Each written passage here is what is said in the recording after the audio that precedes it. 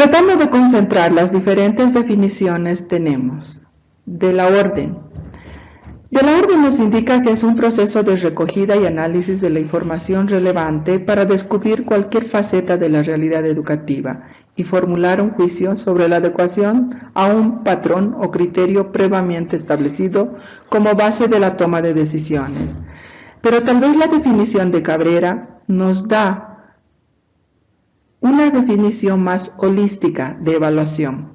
Considera la evaluación como un proceso sistemático. Para obtener información, esta información servirá para descubrir ya sea algún elemento, algún proceso, algún resultado educativo. Esto con el objeto de emitir un juicio sobre los mismos, ya sea un elemento, un proceso o un resultado. Según su adecuación a unos criterios previamente establecidos y concordados, todos ellos en orden van a servir de base para una eventual decisión educativa. En este grupo de definiciones tenemos ya un conglomerado de las anteriores definiciones. Explicamos el siguiente cuadro para entender a la evaluación como un proceso integral de todas estas definiciones. En su primer momento, la evaluación nos servía para recoger información.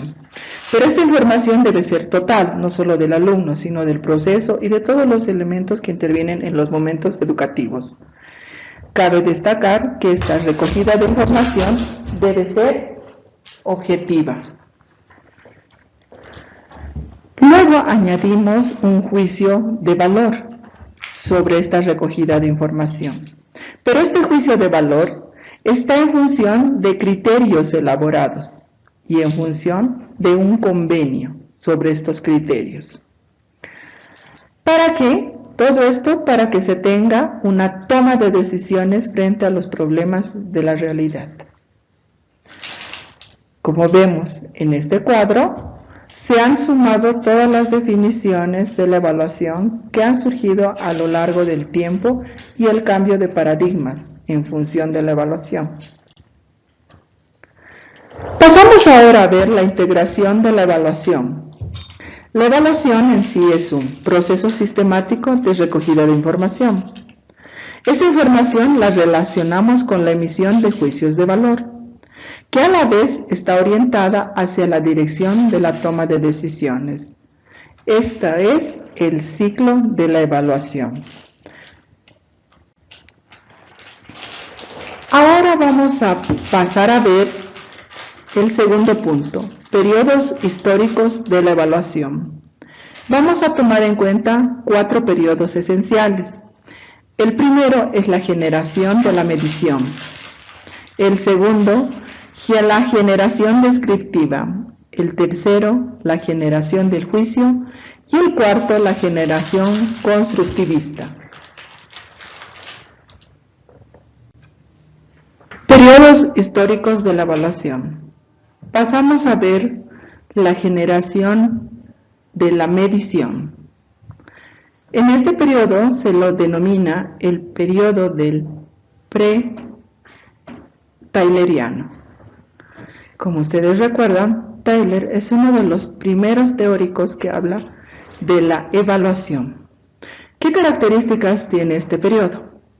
En este periodo se inicia a finales del siglo pasado y actualmente sigue vigente. Tiene relevancia, sobre todo en Estados Unidos, con el inicio de un movimiento de acreditación de instituciones y programas educativos. En los primeros años de este siglo, con la aparición de los test estandarizados, tests que medían la capacidad de inteligencia y la respuesta de diferentes personas, pero considerando a todos los seres humanos como iguales.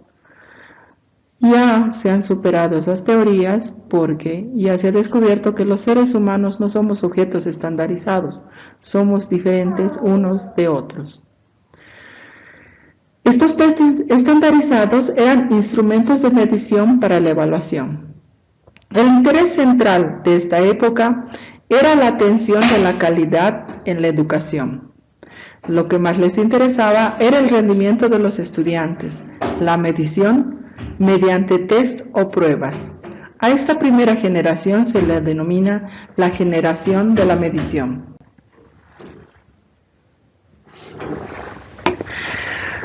Siguiendo con el periodo B, tenemos la generación descriptiva.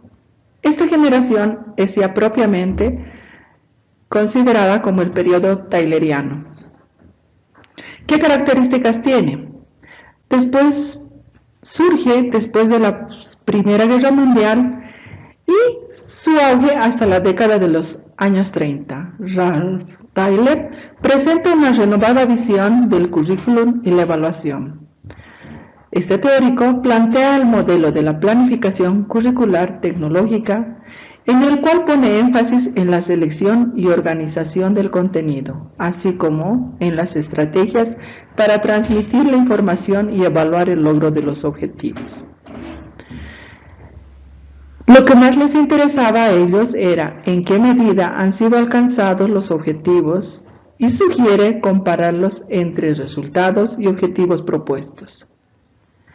La evaluación en este periodo está centrada en el rendimiento del estudiante. Se caracteriza por una descripción de patrones que evidencia las fortalezas y debilidades en relación con los objetivos establecidos. El interés central de este periodo es la generación descriptiva, centrada en el rendimiento del estudiante, como ya lo habíamos expuesto. La descripción de patrones que evidencian fortalezas y debilidades en relación con los objetivos establecidos. Siguiendo con los periodos históricos de la evaluación, tenemos el periodo C, la generación del juicio. Esta generación del juicio a su vez se subdivide en dos periodos, el periodo de la inocencia y el periodo del realismo. Dentro del periodo de la inocencia tenemos ese tipo de conceptos y de definiciones y de visiones y paradigmas de la evaluación surgen en la década de los 40 en Estados Unidos y se hace evidente una expansión de ofertas educacionales. Por consiguiente, se implementa la práctica de la evaluación del personal docente y la evaluación educacional. En este periodo prevalecen los principios propuestos por Taylor para la evaluación educativa centrados en la medición de resultados. En el periodo del realismo, de la generación del juicio, ya surge por los años 60 en Estados Unidos otra vez. La evaluación comienza a profesionalizarse. A raíz de ese fenómeno en educación se plantea la necesidad de elaborar nuevos proyectos para el desarrollo del currículum, especialmente en ciencias y matemáticas. Surgen los aportes de Cronbach, que recomienda que se reconceptualice la evaluación como un proceso consistente en recoger y formalizar información que pueda ayudar a quienes elaboran los currículum. En este tercer periodo se lo considera la generación del juicio. Se caracteriza por enriquecer los juicios. El evaluador es el juez y a la vez el técnico, así como se evalúan las funciones descriptivas.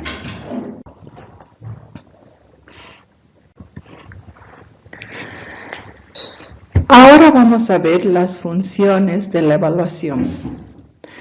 La evaluación tiene 4 funciones. La primera función es diagnóstica.